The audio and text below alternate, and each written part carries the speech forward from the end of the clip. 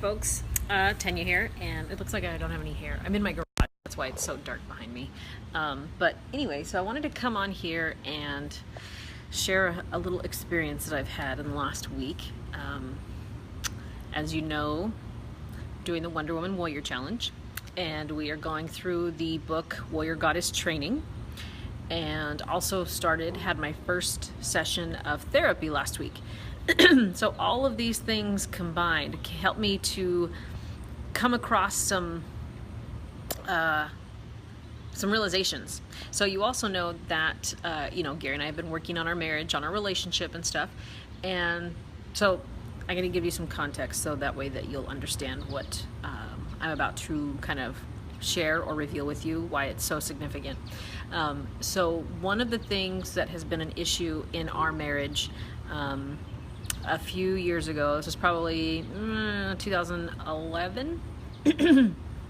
So I worked in a school at the time, and Gary and I were already having some problems, as you guys know, because he's come on here and done live videos with me before. He had a major narcotics issue back in like 2009-10 as a result of back surgery, and so that of course created lots of other problems.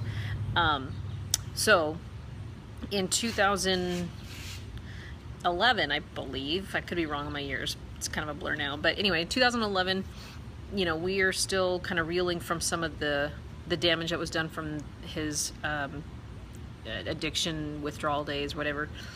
And I was working with someone at the time that was kind of going through some shit too. Like, him and his wife were splitting up. They were divorcing. She had cheated on him and they ended up splitting up. So he was going through that separation, divorce, and I wasn't going through a divorce or anything, but I was in a hard time with Gary. And so as a result, we had this kind of common bond. We became really good friends. We worked together already. We became really good friends. And plain and simple, we ended up getting too close, too emotionally attached. Now, I will say that he and I never slept together. Nothing ever got physical. But what my therapist called it was an emotional affair. And up until I had that session with her, I never really had a word for it or a term or anything to call it. And so she called it an emotional affair. And of course I was like, yeah, that's exactly what it is. I emotionally had crossed a line, and allowed myself to get too close to another man, somebody who was not my husband, and it translated into things like, we spent a lot of time together, not necessarily one-on-one, but even in groups, we spent a lot of time together, or, like we would either sit too close, or hugs would last too long, or whatever. So there was an emotional line that I'd crossed. We were really good friends, and unfortunately, I let that go too far to where, some emotions, some feelings had developed as a result of that. And so obviously, Gary saw it, because we would hang out and stuff. I never hid anything from him, but he was noticing it and was worried about it and even brought it up to me. And, of course, rightfully so, he had a problem with it. And long story short, we kind of severed ties and just kept it as a working relationship. And then I got my current job, which moved me out of the school, and I very rarely saw him anyway. Well, I never understood why Gary couldn't get over it, because, we hadn't done anything. We'd sleep together, we hadn't even kissed, nothing physical. We hadn't even done anything. So I could never understand why he couldn't just get it over it. Every once in a while, I'd come back up and he'd be pissed, and I just never understood it. And, so with therapy and her calling it an emotional affair, and then going through the Warrior Goddess Training, and one of the chapters was, purification, and then also about the stories that we tell ourselves and changing the stories that we tell. And that was one of them for me, was, and while that story is true, we didn't do anything physical. We did do something emotional.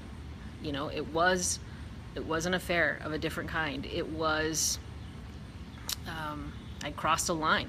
I'd crossed an emotional line, and I needed to change that story and be honest with it. And then, only then, could I really accept the responsibility for it, because that was part of the problem. And I think where Gary was so frustrated was that, although I had apologized, of course, I don't think I'd really ever taken ownership of the fact that this was all my fault. Now, the perfect storm, us having problems and all that, of course, that's not my fault. But the allowing myself to get too close to another man, the allowing myself to develop feelings I should never have developed for anybody who was not Gary, it was all me. And so between the book and the therapy and just, and the other thing that came up was, so this person, I rarely see them. I still went back to Sunnyside for my advisory, and that would be maybe once in a while. That would be the only time I would see them. But other than that, I never thought about them. So this last week I had my last class. My kids were graduated, so it was my last event there. So I knew that my time with them was finishing, and I may not see some of those teachers ever again, because although we got along and we might have been friends at work, we weren't necessarily friends outside of work, and I probably won't hang out with them. So, and him being one of them.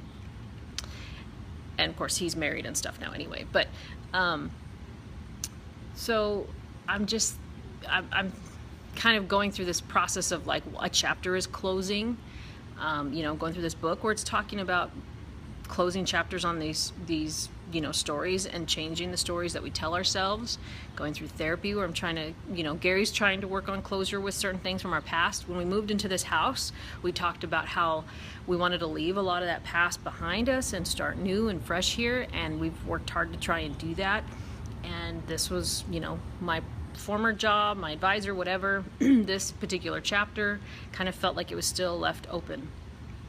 So it kind of dawned on me when I was getting ready to go to my last advisory, that for some reason I felt nervous about the fact that he was going to be there, and I don't know why. I don't have those emotional attachments to him anymore.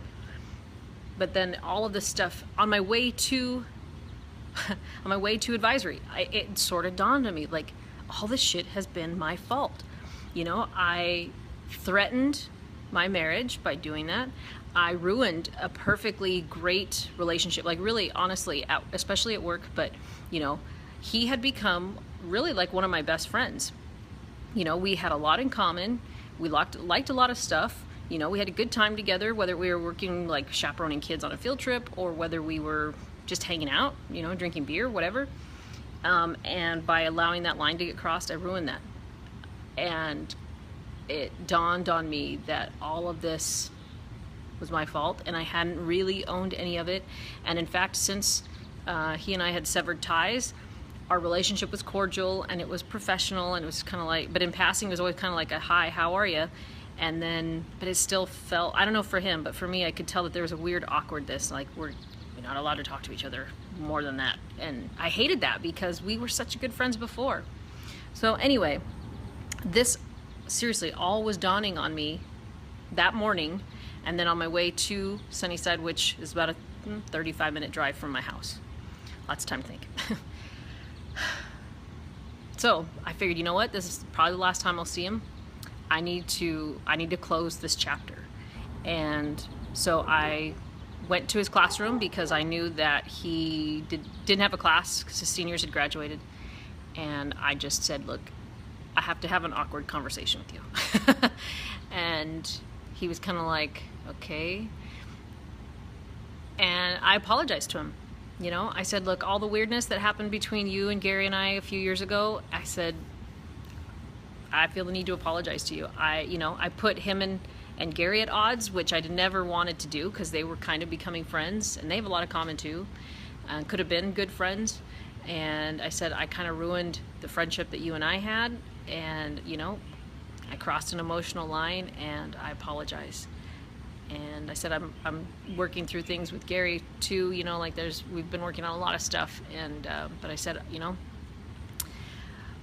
I'm sorry I ruined our friendship, and I'm sorry that I let that happen, and that things got to the point that they did. And we said some other stuff. I'm not going to go into all of it, but that was the gist of it. And he thanked me, and he was appreciative of that. And he said, he said his part too. He was sorry for any any issues, whatever, I can't remember his exact words, but any problems that he caused Gary and I in our marriage too. And, you know, he's married now, and I said, you know, I just want you to be happy, and, you know, just, and he, I guess, him and his current wife are, you know, he's doing things differently. He said he learned a lot from what happened with the falling of his first marriage, and so him and his wife now, they kind of go to sort of seek counsel, I guess, not necessarily a therapist, but anyway, so it was nice to be able to close that chapter. And I was so excited after that I was like, oh, I can't wait to get home and then have this conversation with Gary and then tell him, like, I get it. That was probably the biggest part of the whole thing. Not only that I got to close a chapter with him and put that to rest. If I never see him again, I never see him again. But the fact that I get to now tell Gary, hey, I get it. I know, you know, what you're feeling or what you've been feeling. I know why you've been so frustrated and why you couldn't just get over it. I said, I get it. And, you know, for that, I apologize. And so I kind of explained everything to him too, and he accepted my apology, and he just was so glad that I finally figured it out, and also kind of figured, or finally learned, like, for him, the emotional line that was crossed actually cut deeper than if it had been even physical. Although I know that he would have reacted a lot more strongly if it had crossed a physical line, so I'm not sure, but I get it. And I just I was so nervous to talk to him, and then I was so nervous to talk to Gary, like, just bringing it up. I didn't know how either one of them were going to react, but either way I had to bite the bullet and do it, because I needed the closure, I deserved the closure, and I felt like they both did too, you know? I don't know if the other guy, if he felt like there was an unended or an unopened question or whatever, if he felt the awkwardness. Maybe it's a woman thing and I just picked up on it, I don't know. But I do know that Gary appreciated it, because now I could understand where he was coming from. And so, like, this is just, I can't wait to get to see my therapist again. It's not happening until like July 5th. But just,